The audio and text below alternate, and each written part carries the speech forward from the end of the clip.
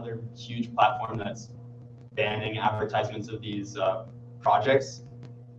And I mean, we saw almost a month ago now, Facebook already did this with once it started crashing initially, and now that Google has announced that they're going to ban it, it doesn't take effect until June, but it's another impedance for these projects to get the word out. And I'm wondering myself how upcoming projects sort of spread the word about what they're trying to do. Other than that, probably the most notable thing that happened was Mt. Gox trustee sold $400 million worth of Bitcoin in the market around March 7th. So what happened, I'm sure a lot of you are familiar, but if you're not, Mt. Gox was an event that happened in 2013 where the biggest exchange got hacked. They were able to recover some of the funds, but a lot of the funds were stolen and weren't able to be recovered. So the funds that they were able to hold on to, they've held on to this entire time, and all the people that they have to give them the money back to all these people that lost money from the hack. So what this sell-off was this Mt. Gox trustee decided to sell $400 million worth of Bitcoin to sort of secure a fiat return for money on Mt. Gox 4 years ago. This is like kind of controversial because people felt that they should be actually getting the Bitcoin back instead of just selling it for the US dollars, because when it got hacked, it was worth $1,000, and now that was worth around $10,000, these people are angry that they're getting the Bitcoin sold instead of just getting the Bitcoin back, because it would have gotten a lot more returns. And so this is definitely a contributing factor to the downwards movement that we've been seeing. But I mean, there's no way you can extrapolate it to anything. It's no way that you could say this is for sure the reason why Bitcoin's crashing or anything like that. So that's the Mt. Gox trustees selling off money. Another announcement, Binance announced that they're going to be implementing a decentralized exchange. So this was kind of interesting because Binance is a centralized exchange, and it's nice to see that even decentralized exchanges embracing the decentralized nature of cryptocurrencies and this space. And it's going to use the Binance token, so the BNB token. And this is the reason why the Binance token sort of like spiked recently, because of this announcement. And it's just going to give more utility to the Binance token. And the last thing is, if you haven't seen it, or if you don't watch Last Week Tonight, John Oliver covered Bitcoin, blockchain, cryptocurrencies, and I thought he did a pretty good job. I mean, it was a fair explanation. It was really simplistic. So, I mean, I'm sure you're not going to really learn anything new, but he's a funny guy, and I definitely feel like I could be Dan if you saw it. But that's it for the news. I'll hand it over to Noah and Andrew to talk about the history of 2017. Okay, guys. All right. Like a microphone, just not free bottom. Yeah. Just speak up.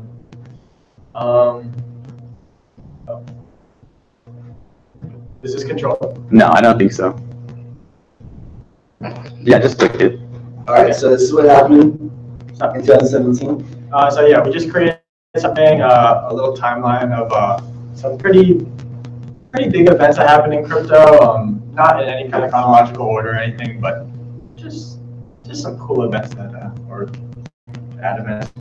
So 2017, we really got the ICO was really introduced into really just a lot of people's terminology, and it was kind of from crypto. It's kind of crypto, it's like venture capitalism and crowdfunding basically mixed together, but it's for crypto.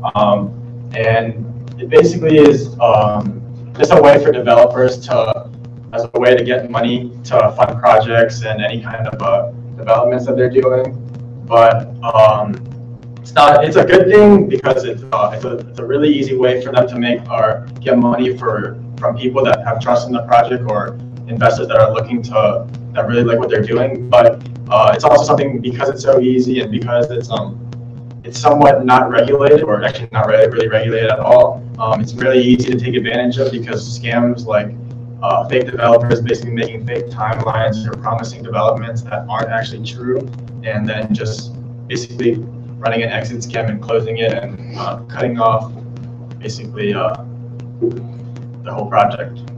Also with the ICOs, 2017 was one of the first, like I think it was the first year, maybe I'm wrong, maybe 2016 this happened as well, but the other platforms aside from Ethereum launched ICOs, like I know, pretty sure Stratus launched one, and there's a few others that launched ICOs off their platforms because most of them are just run on the Ethereum blockchain, but as other people started to realize that what Ethereum's capability is, I think that they tried to like in a way copy it, and so it's going to lead to more and more other blockchains trying to compete for Ethereum's smart contract and ICO platform, and that's going to happen throughout 2018, I think, as well. So was there a notable ICO of the year? Was there anything that either like made the most money or just something that was like the most publicized? We'll talk about Tezos, whatever however you want to pronounce it later. But it definitely was the most it crowdfunded or whatever you booked in the most amount of money. But it actually hasn't really like fully launched yet because they still have a bunch of complications within like internally. But we'll talk about it a little bit. So I just wanted to put in some. Yeah, so 2017, there's been some big ICOs versus Enigma. The cool part about Enigma is like Ethereum, they have smart contracts, but they're anonymous. However, their Slack was compromised by a bunch of hackers, and their pre-sale was also compromised, and this caused a plethora of issues for the developers. And also, CoinDash is a blockchain-based social cryptocurrency platform, and they raised a whole lot of money, $1 million, $7.3 million, and then this hacker changed the address on the developers, and the money got sent to some random person. And so that was kind of bad for that company, but I mean, you can't really do anything about that. You got to up your security, not be dumb, I guess. It sucks to get hacked. But just another thing, some ICOs that were really like they really blew up in 2017. Roblox or like Nana was just ran out and blew up. Like ICO just happened end of 2017, priced at like $30. Like it's crazy. It's like what the heck. Another big one was Dragon Chain. That one blew up too, like $6 or $5 top of thing. Yeah, those two were the main ones that I've heard on Twitter the most, and that I've seen in price rises. Those are two big ones. So those are some ICO stuff. Okay, next, like I said, I want to talk about a little bit about Tezos.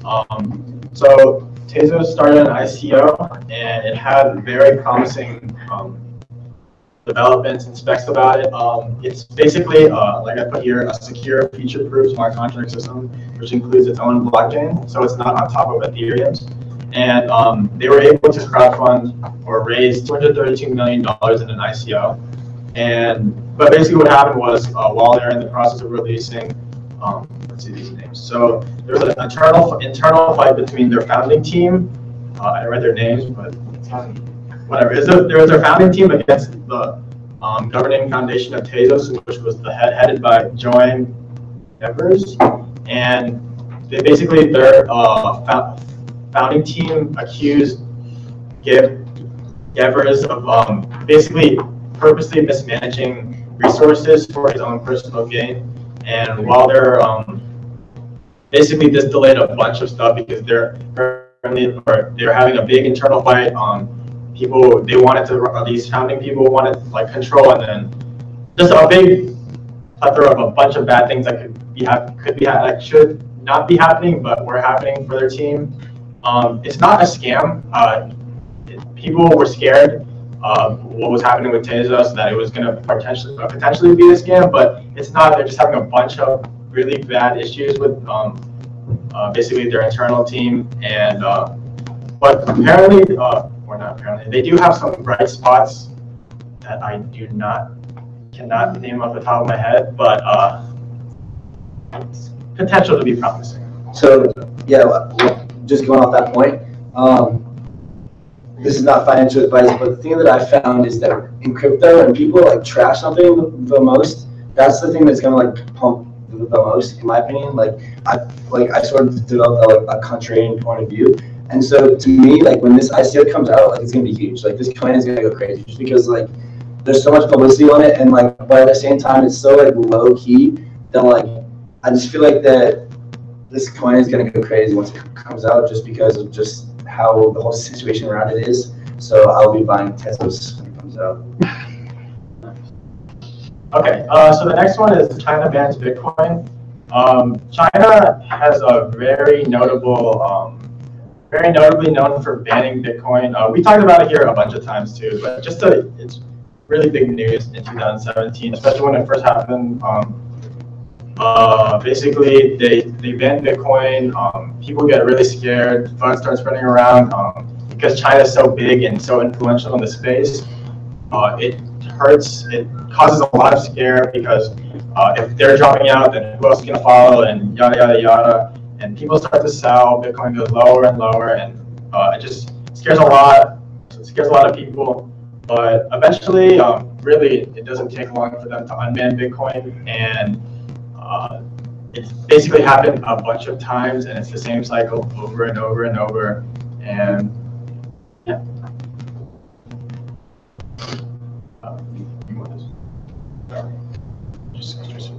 All right, so I'm sure you guys heard about this, but so the Parity Ethereum wallet, there was a big vulnerable bug in it, and so 150,000 Ethereum were stolen. I think it was like $30 million or something like that. And on November 6th, 2017, blah, blah, blah, that's when it was found. And then all the wallets froze. Oh, it says $280 million worth of Ethereum, 90 million from Parity, and this was huge.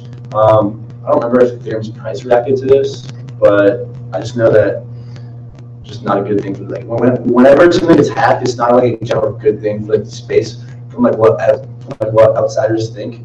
So like when something like this happens, it goes all over the news, everybody hears it, and just it kind of like lowers faith in like blockchain and the community and stuff. But that was a big hack.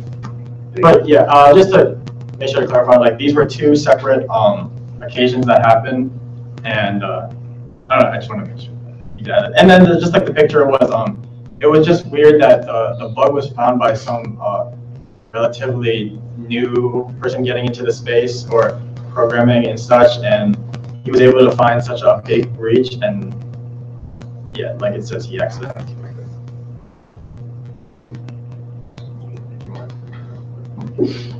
Alright, so this is Tether. So in 2017, like if you haven't heard about Tether yet, then I don't know what you're doing because Tether's everywhere. Like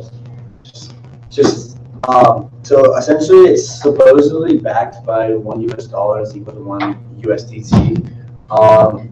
But they've been printing them like crazy, and every time it would print, I don't know if it was like coincidental or if whales were trying or if it was just a market reaction, but every time Tether would print, Bitcoin price would go up. So Tether would be printing, and then all of a sudden you'd see a $1,000 move in Bitcoin up in like 24 hours. You'd be like, hell. And so essentially, people were very like speculative and very like skeptical about Tether because like they were literally just kind of controlling the price of Bitcoin. It was just like really, really like sketchy. So the biggest issue is whether or not it's obviously backed by a dollar. Apparently, Bitfinex has a relationship with a big bank who has came out and said that they do have an account there. No information has been like audited about how much US dollars they have, but Tether's been crazy. There's 2.2 billion Tethers, and they have $2.2 billion. A lot of money. So in my opinion, if a Bitcoin bear market goes on for more than 6 months and price drops another 50% from where we're at right now, Tether will get exposed if it's real or fake. because so many people are trying to take out into Tether from their accounts, that if some people try to take out, Tether's price will be affected in a way, in this correlation to Bitcoin, that when so many people try to take it out, it could potentially, Tether's value could potentially drop very low because of the amount of people coming into it. There's some sort of like math behind it. I was like reading about it. I don't understand it, but I think Tether is going to be it's going to come out and like we're gonna, in the next year we're going to find out what's up with Tether. And also a new coin called TrueUSD was just listed on Bittrex. It's like a new one, and they are fully audited by a bank, and they are backed by $1 to one coin. They're sort of Tether's competitors. So that'll be interesting how that plays out. But that's brand new coin. I have yet to use it. Okay, so moving on. This happened really late in the year. I think was it December 20th or something. But there's a bunch of rumors going around that Coinbase was going to list, like not GDAX, but Coinbase was going to list Bitcoin Cash on their platform, which we've seen that when Coinbase adds something, especially because this was going on right when Bitcoin was getting so much popularity, that something like this and something where everybody was on Coinbase and not a lot of people were on, or not a lot of the new money was in actual exchanges, but they were just on Coinbase buying and selling. So seeing something like Bitcoin Cash with the name Bitcoin in the actual name, people would see a lower price than the 17 or wherever Bitcoin was at. There was like 18,000 or whatever, and they would automatically basically flock to it because of that mentality that you think you're buying a cheaper Bitcoin is the same thing and it has the name Cash in it. So people were excited about that. They were thinking January 1st or 2018 was the rumor that it was going to go up, and I think all of a sudden it was 1 or 2 weeks before it actually, but before January 1st, Bitcoin Cash had a massive spike in volume, and it went up. I don't remember how much it went, like where it was at that point, but once that spike happened, soon later we found out that Bitcoin Cash was listed on Coinbase before its anticipated release, and people were speculating it was almost clear cut for everyone that there was some kind of insider trading going on because of there's too many moving variables that made sense, and because of this, Coinbase closed down trading because they wanted to show that, or they just wanted to get everything cleared out that, or they wanted to situate the problem, or situate what was going on, because they weren't sure if there was insider trading with like there's just different members going on, different members, and that scared a lot of people, and it was really confusing because it was showing Bitcoin Cash at like 9,500, and people were buying at that high price, and then it would show like 40, like it was actually like 4,500, and people weren't sure what was going on, and it was just a really big commotion for a good amount of days. And somebody actually filed a lawsuit against Coinbase in the past week or two, I think, a class action lawsuit to about insider trading. So we'll see how that plays out. So the next thing is the futures. So on December 1st, CME launched their futures contracts, and pretty much a week or two after that, price has just gone extremely down. There's been like a bunch of theories about why, but I just think that everybody with some sort of common sense who wasn't in Bitcoin at that time saw the price and the action and was like, I'm gonna show what the hell that is because look at it. Without the bias of actually owning Bitcoin or being in the crypto market, just being on the outside and trading opening up, when you see the kind of move that Bitcoin made in 2017, I think that the consensus among everybody who was trading futures was just to short the crap out of it. So this was huge news. It showed a little bit more of that acceptance and mainstream Bitcoin exception. But to me, these futures don't really mean anything. All it does is that it gives people, it allows people just to bet on Bitcoin who don't want to own it. So it just allows people to trade a more volatile asset than what they trade in the stock market. So it's big, like it's like a big thing. But to me, the step like 10 times more important would be an actual ETF, because when an ETF happens, the person who runs the ETF or owns the ETF has to actually own the coin. And for that to happen, that would be mainstream adoption. And so at that point, you would actually be owning the coin. So thus you would be, any price movement would actually be on you instead of just in cash, like on the futures. So that's a little bit about the futures. Hold on, got a question. Yeah, what's up? Yeah, what was an ETF? It's an exchange traded fund. So it's just, honestly, I couldn't even tell you what it is. Does anybody know? ETF, it should be, I believe, it's a conglomeration of different related Assets, right? assets. Into Yes. one like index fund, Yes. sort of. So that's what I think. So I think they try to make it, but the reason, so the thing with an ETF is people invest in ETFs because they give slow, steady growth over the years, and it's pretty much like the whole reliable type investment. The problem with Bitcoin is it's so volatile and other crypto assets that like people are really, really hesitant on, one, starting an ETF for them, and two, even investing, because like people don't really want to invest in super volatile new assets. You know, they want to have their safe 5, 6 to 7% each year and just make their money and have their money compound.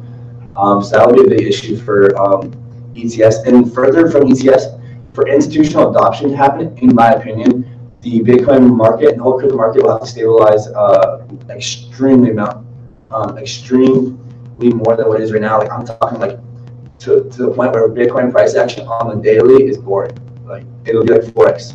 That's a point that I have to get to for institutional investors, in my opinion, to invest, because when you're handling millions and millions of other people's money, you're not just gonna throw it on some like thing that's super volatile. You know what I'm saying? So, in my opinion, I think that ETFs won't. They may happen this year, but they may not. I don't really know. But I think for them to happen, there's got to be some sort of stabilization of price, which I don't even see happening. So I also don't see an ETF happening. Well, an interesting thing about the ETF is the Winklevoss twins really supported an ETF before it was struck down. And in 2017, they struck down the proposed ETF. Yeah, well, why? You know. They said because it wasn't regulated. So recently, the Winklevoss twins just announced that they would be putting together this organization to self-govern cryptocurrencies and the industry as a whole. That'd be insane if they started an ETF. Yeah, I read that on social media, on Reddit. That would be the thing. That would be how it happens, though. Was it the Commission of Digital Commodities? I'm not sure what they called it, but they proposed a self-regulating body because that was the main criticism for denying the ETF beforehand.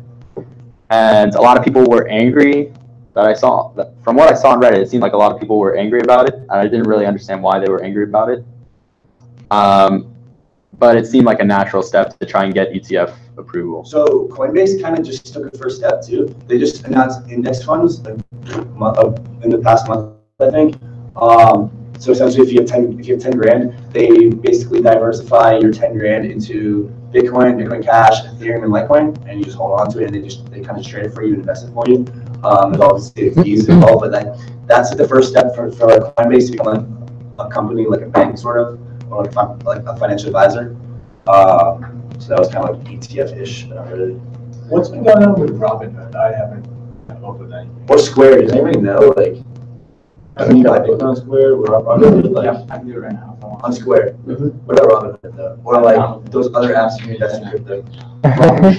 Robinhood is free. I know that you can trade stocks for free on Robinhood, Yes. but I don't know about crypto. Supposedly you were supposed to. Yeah. I haven't heard any action on it, but you're supposed to be able to trade feeless. Yeah, and they have like 20 coins to it. Like they had like Dogecoin on there. Yeah, they have a ton of them. Yeah.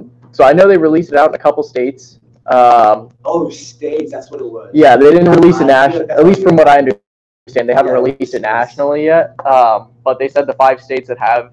Yeah, it's like some ridiculous. I think it's like only 5 states. So it's like Colorado, like Utah. It's like a bunch of random states that they just Yeah, picked. that'll come around. It'll be interesting. That's cool that they have free trading. Yeah. All right, so some more hacks. We got NiceHash.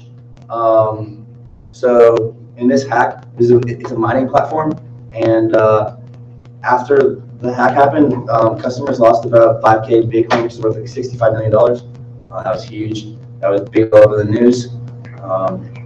And again, hacks just aren't good for the space in general.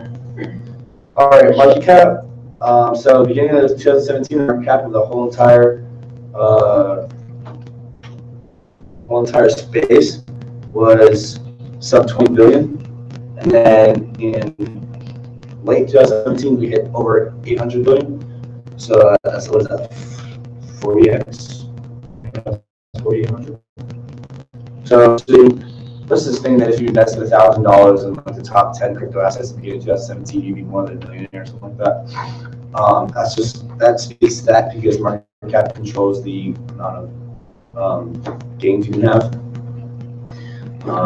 Also, pretty sure Jake told me this, but like, or maybe I just rounded it up. But market cap is so important. Like, if you're trying to invest in a coin that you think is going to like 100x, and you're like, all right, I'm going to hold this coin for 5 years, I don't even care. Like, you're going to want to find a coin that has like a low market cap on crypto, on coin market cap, because like, a coin is very limited in its amount of gains by the amount of market cap. For example, like people who call Ripple going to like $20 to me are stupid because for Ripple to go to $20, its market cap would have to such as like 20x from here, and now I put it like way over the market cap of like Bitcoin and Ethereum combined. Probably.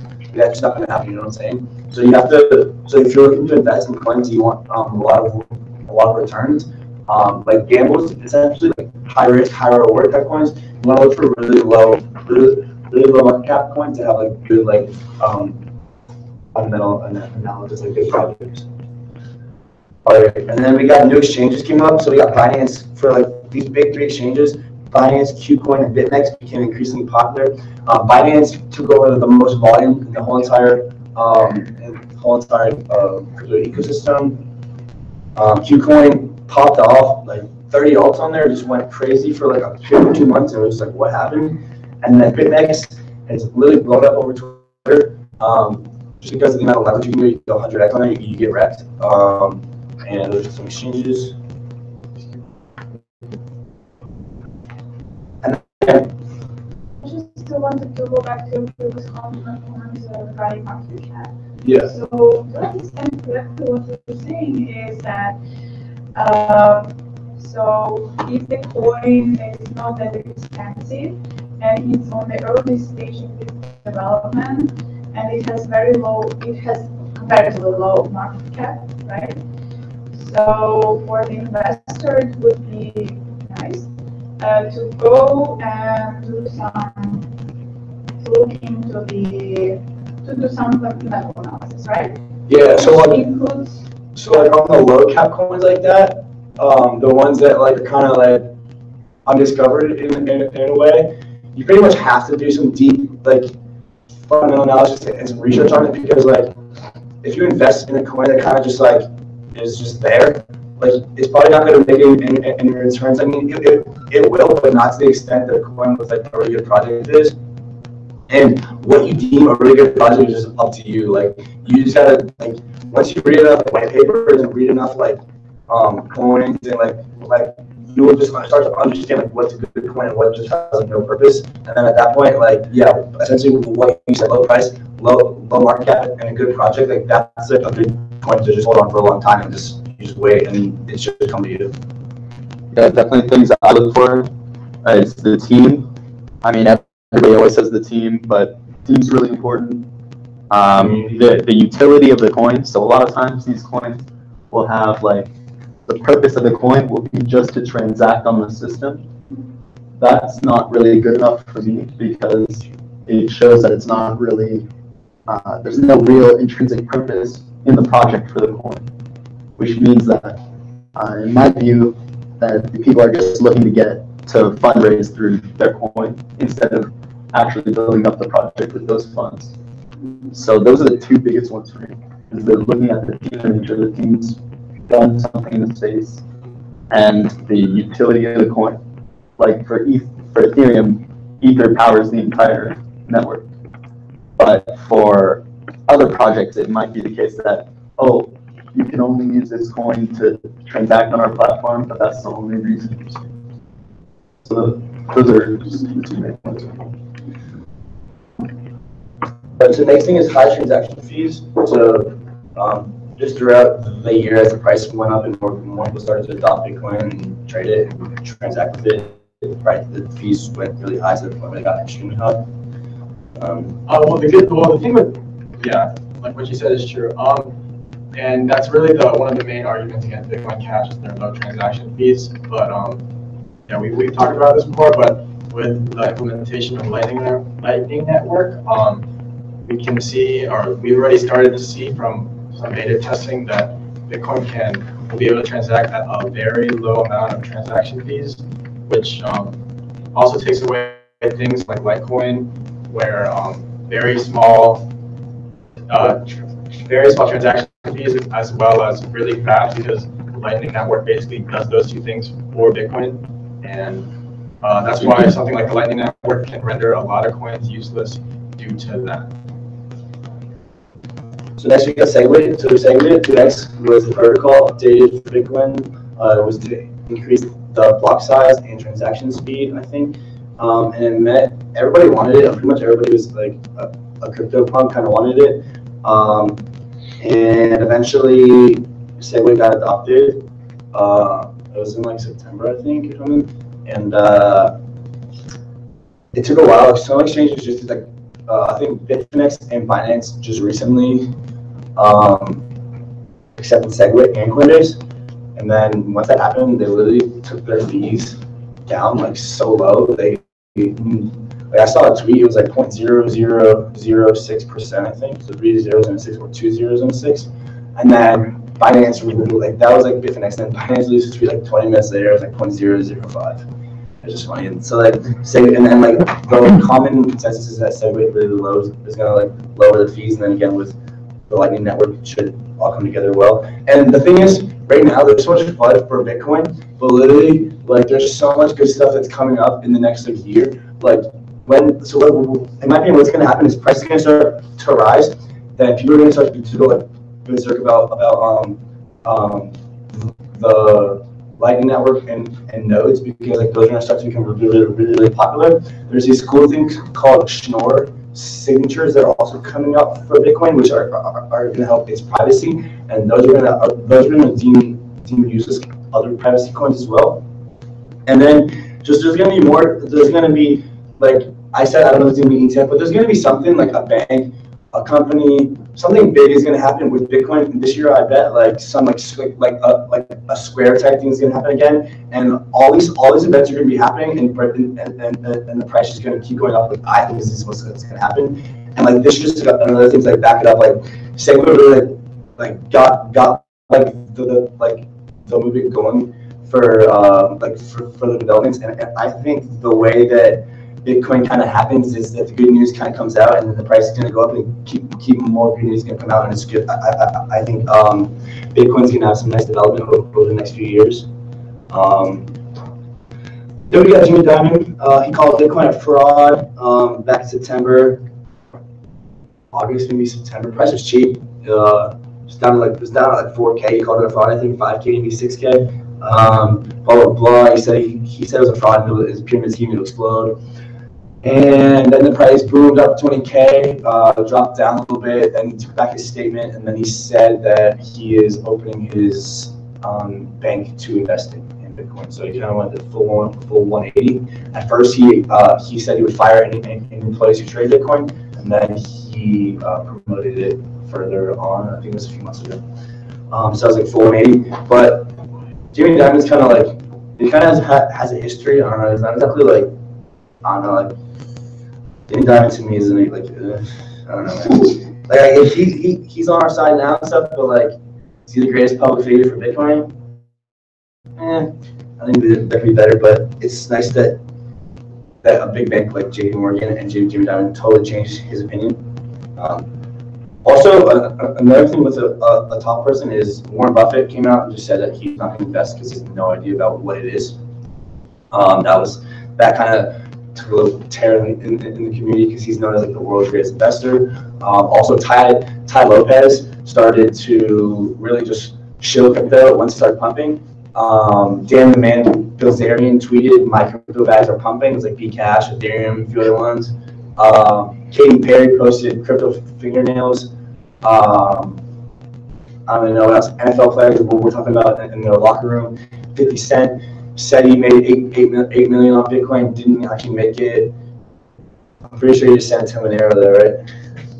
And then, yeah, those are some other celebrities. And then finally, Bitcoin reached 20,000. That was a pretty big deal because, like, honestly, so I didn't even hear about Bitcoin until like June of 2017. Like, it was like 2K or whatever, or like a little less than 2K, and I was like, I was gonna be just absolutely shocked and happy if it hit 10K by the end of the year. I was like, okay, 10K is like that. I think it would be crazy, right? Literally blew through 10K. Like, it was like it wasn't even like any resistance there, and just like raised to 20K. It's huge, crazy, huge bubble. Not gonna lie, crashed just as hard. I know that people in crypto hate the word bubble, but it's what it was. Just like in 2014, big bubble, and then I think we're gonna see another big one. The thing is, 2014, the bubble was from like what, less than $100 to 1,000. This one was from about 1,000 to 20,000. Now this next one might be from like what, 3,000 to 6,000 to what? You know, the bubbles just keep getting like. If you argue that what we just had was not a bubble, to me that's just stupid. Like, it literally was. There's price action when stuff goes up like that. That's what it is. But the key is that it is not going to go back down to $100, in my opinion. It's going to stay around like, you know what, $5,000, $3,000, $4,000, $2,000, $6,000, whatever. And the next bubble that happens, it'll go higher, and then it'll come down. Maybe after the next one, depending on how high it goes, it'll stop at like, you know, like 10 grand. And we won't see, like, in my opinion, we will never see any more, like, we're never going to see three-digit Bitcoin again. I don't ever see that happening. Like, that just, like, to me, that would be absolutely insane. Like, if we saw that, then, like, I don't even know what would happen. Like, that would be crazy, right? Like, that would be, like, I just don't even know. But, so, yeah, so Bitcoin hit 20K. Then it dumped, obviously. Hope you guys shorted. Made some profits. And buying the dip. Because I didn't play that well, but next time I'm playing it better. Next time I'll take some profits, buy the dip. Buy some altcoins too while you're at it. After Bitcoin pops. Not financial advice. All right. Yep, that's it. All right, perfect. Thank you guys. Now I'm just going to go over the coin sector for today. It's on what are called Generation 3 blockchains.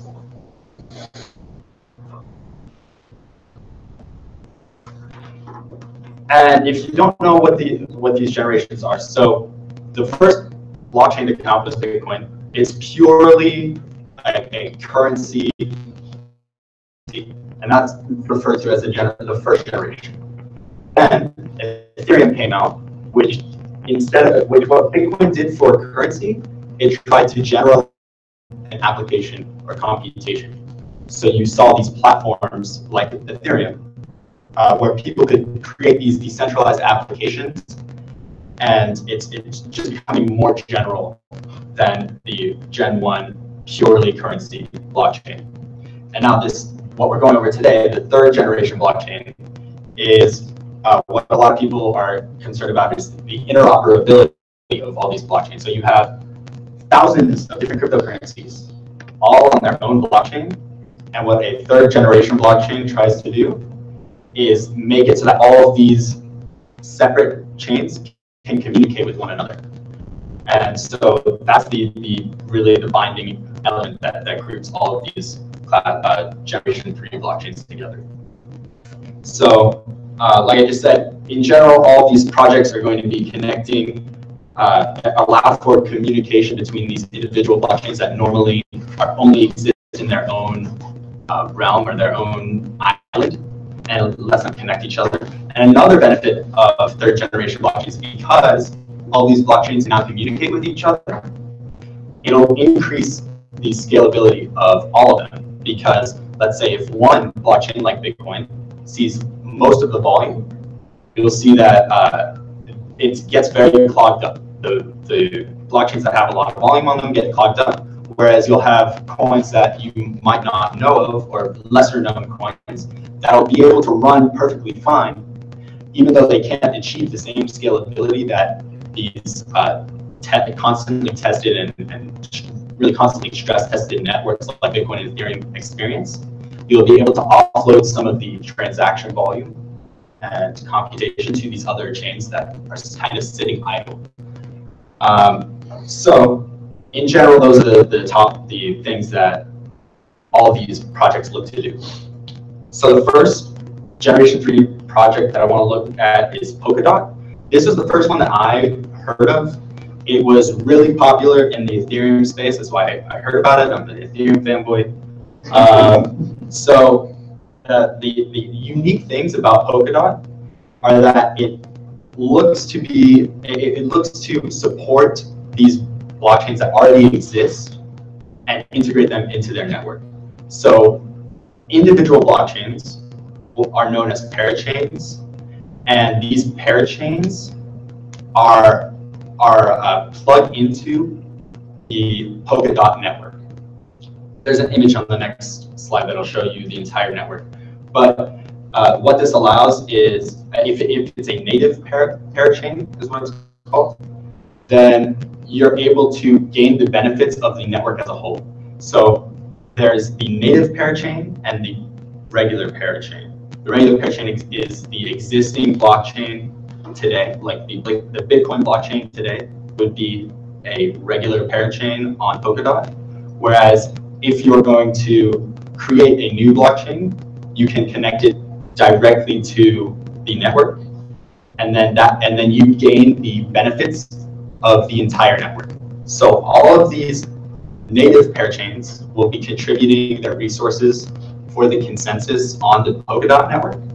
And if you're a native parachain, you'll benefit from everybody else's computation, whereas before you would only ever benefit from the computation in your own blockchain as it's like an island nowadays.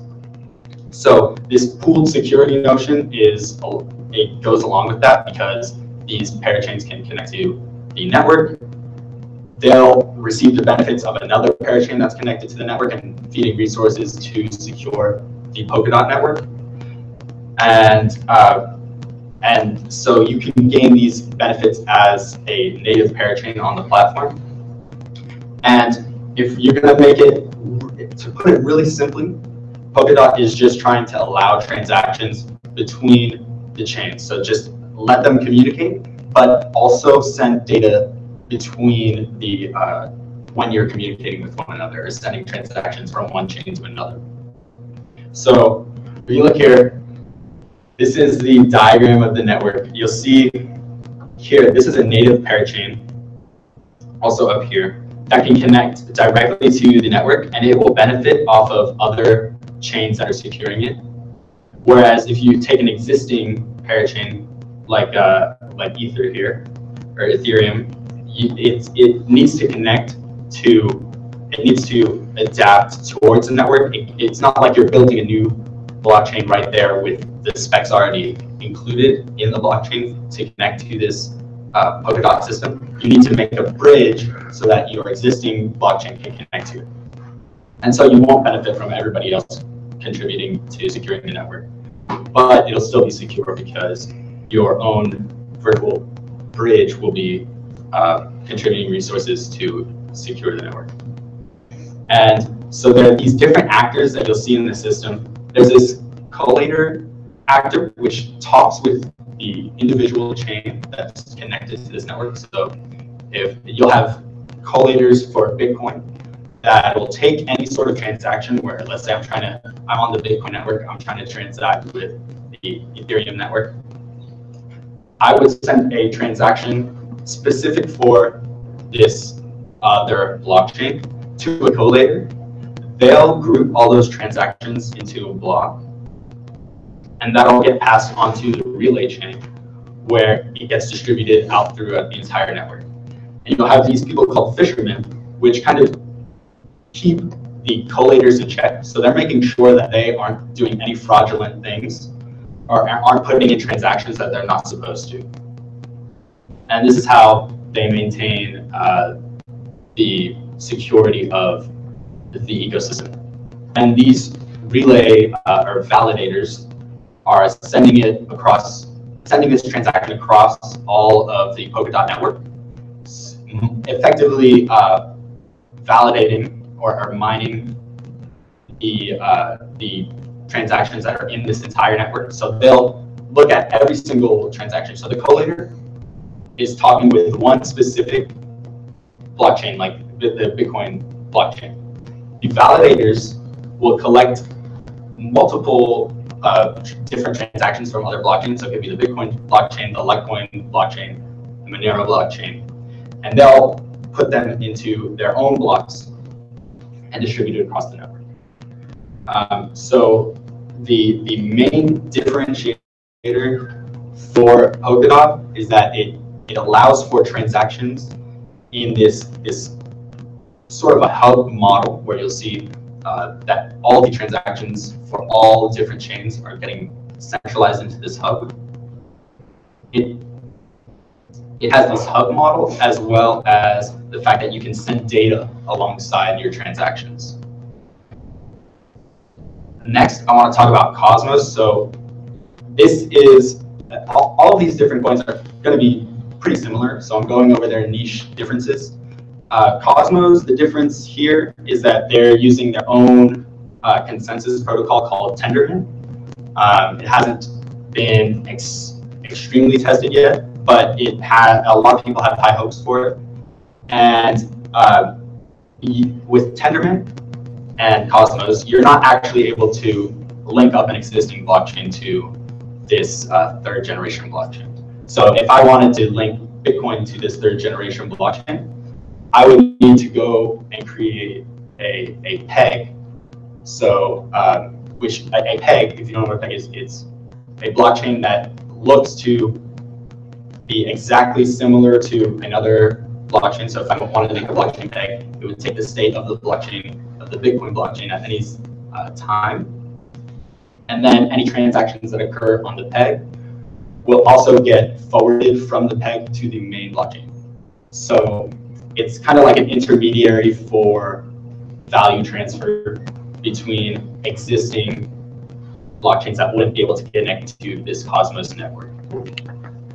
And these individual blockchains that are built on Cosmos are known as zones. And they really try and focus on the development, the ease of development for these new blockchains on Cosmos, because Tendermint enables people to build these new blockchains. I keep saying blockchain a lot, but as a network of blockchains, it's kind of hard to avoid.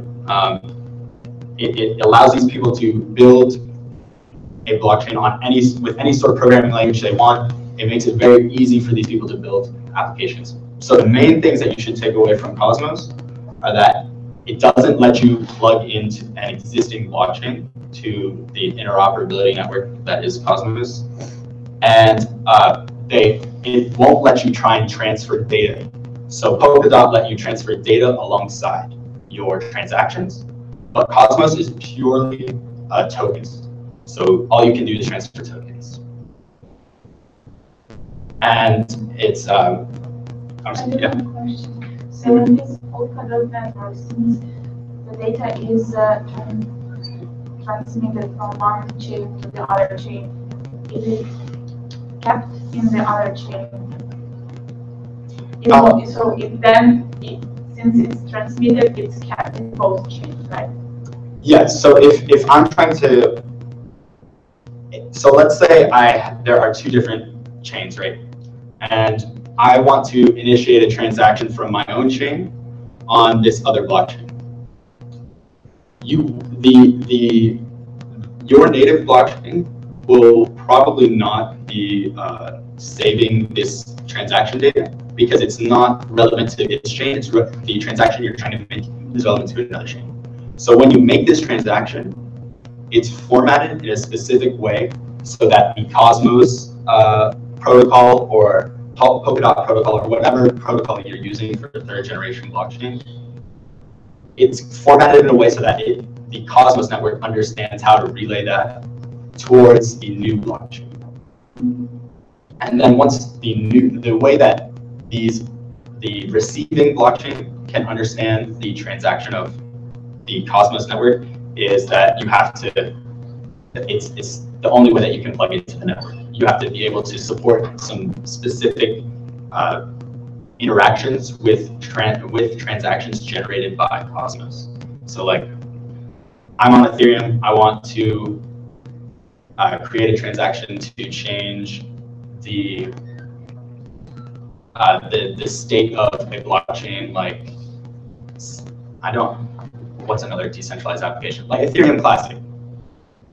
So if I wanted to change the state on Ethereum Classic, I create a transaction that's specific to Cosmos or whatever third generation blockchain you are interacting with on my own Ethereum blockchain.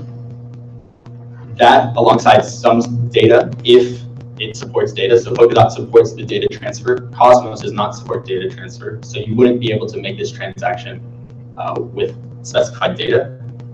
But if I were to be doing it on Polkadot, I would send the data alongside with whatever transaction is specific to the network. It gets passed to this network. The network validates it themselves and formats or passes along the data from the transaction to the targeted blockchain that you're trying to actually effect a change on. Did that make sense? Okay, I'm sorry. Could you repeat your question? Maybe I could try explaining it again. Actually, we can go back after to my question after the presentation. Okay, yeah. We'll talk after. So the difference, the niche things that to remember about Cosmos is you can't plug in an existing blockchain. You have to use a peg, and it can only transfer tokens. It can't transfer any data alongside it. And the last one I want to cover today is called Aeon. And this is one that's also tied pretty much to Ethereum or not. It's very closely related to its Ethereum. So is Polkadot. Cosmos, not so much. But Aeon, the niche things about Aeon is that it provides its own virtual machine. So the virtual machine that I have, it says that it's compatible to the Ethereum virtual machine as well. So what the virtual machine is it understands the data that you pass along with the transaction, and that's what is that data that you pass along with it is what gets executed on the blockchain. So if Ethereum lets you host any sort of general application on its blockchain. If I want to run code associated with a application on the Ethereum blockchain, I send a normal transaction alongside data and put data alongside that transaction. The normal transaction goes through, it gets validated by the miners in the blockchain and gets added to the blockchain. And then the data is executed by the same people that are mining it on the Ethereum virtual machine. So Aeon makes some improvements towards the Ethereum virtual machine to make it faster, and they're trying to compete with Ethereum in that they try and make decentralized applications run faster and cost less due to some improvements that they made at the virtual machine level. Something interesting about Aeon is they use proof of work. So proof of work is mining that you'll see in Bitcoin. A lot of people say that it's not so great because there are environmental factors that are affected greatly due to mining. You have to spend electricity to secure the network, and oftentimes it's a lot of electricity that you're expending in these consensus algorithms. And so Aeon uses proof of work, whereas a lot of the other ones use proof of stake or a consensus protocol that is traditionally not thought of as being as scalable. Other networks use consensus algorithms like proof of stake or other consensus algorithms that typically are thought of as being more scalable than proof of work. But Aeon is using proof of work, which makes it a differentiator. And Aeon, instead of it being that these individual blockchains connect to an entire hub, they are facilitating the bridges between two blockchains. So instead of connecting to a centralized hub, I want a specific bridge from Bitcoin to talk to Ethereum so that these two can talk over a bridge instead of an entire hub. And you'll see that here, they focus on bridges. They talk about scaling all of these third generation blockchains try to do by offloading transactions on a heavily congested blockchain like Bitcoin to one that's maybe not so used like Ethereum Classic or Bitcoin Cash or any of these ones that literally any other blockchain that's not as used as much. And this spoke model that they have here, I'm not exactly sure what, I'm not exactly sure how spoke relates to this idea, but the fact of the matter is it's talking about communication even between things that may not be compatible due to their consensus algorithms and things like that. So that was just 3 third generation blockchain projects. They're all very experimental. This is a huge problem in the blockchain space that anybody that can really create a successful implementation is going to see a big first mover advantage, is going to get a big, a lot of investment from people. And so others that you can look for are Icon, OneChain, Link, and there's some others. If you Google third generation blockchain, I'm sure there'll be a bunch of BuzzFeedy-like articles that'll describe or list some of them. And then you can go and look at their white paper, look at their own project, their team, things like that to see if that's really a project that you think might successfully implement a third generation blockchain. But that's it. That's all for the coin sector. And the last thing we want to do is introduce the contest that we're having. And Jacob's going to announce that. All right, so if you guys are familiar at all with college sports, college basketball, it's March Madness season. So we put together or found a cryptocurrency March Madness bracket where each round is essentially a week and you're trying to pick who or which coins can have higher percent gain or lower percent loss. So if you're interested. For the 7 days. Or, yeah, for the whole week. For the whole week. So there's 6 weeks. The last week is going to be our last meeting, so it fits perfectly. If you're interested, there's probably going to be some sort of prize. If you're interested, you can come up and pick one up from right here. Other than that, that's the whole meeting. So thank you all for coming. Yeah, thank you for coming. Appreciate it. And yeah, fill out a bracket. I'm going to fill out my bracket right now. You can stay and talk with us if you want. Just have a discussion. Yeah. All right, thank you guys. So do we just fill it out or we have to fill it